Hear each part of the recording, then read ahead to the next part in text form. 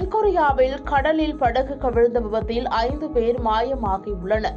தென்கொரியாவின் தெற்கு கடற்கரை பகுதியில் 7 இந்தோனேஷிய மீனவர்கள் உட்பட பலர் மீன்பிடித்துக் கொண்டிருந்தனர்.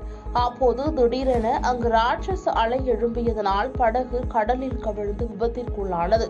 இதுகுறித்து தகவல் அறிந்த தென்கொரிய கடலோர போலீசார் சம்பவ இடத்திற்கு விரைந்தனர். அப்போது கடலில் தத்தளித்துக் கொண்டிருந்த மீனவர்களை மற்றொரு படகு மூலம் கரைக்கு கொண்டு வந்தனர்.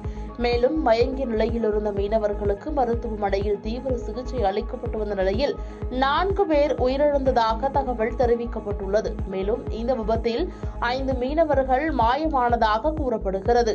எனவே அவர்களை மீட்கும் பணியில் மீட்பு படையினர் தொடர்ந்து ஈடுபட்டு வருகின்றனர்.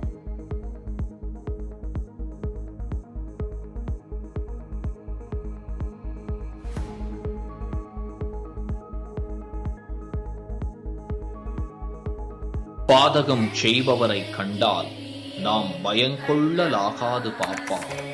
மோதி மிதித்து விடு பாப்பா, அவர் முகத்தில் உமிழ்ந்து விடு பாப்பா. அண்மை செய்திகளை உடனுக்குடன் தெரிந்து கொள்ள இணைந்திருங்கள் இயம்நாடு தொலைக்காட்சியுடன்.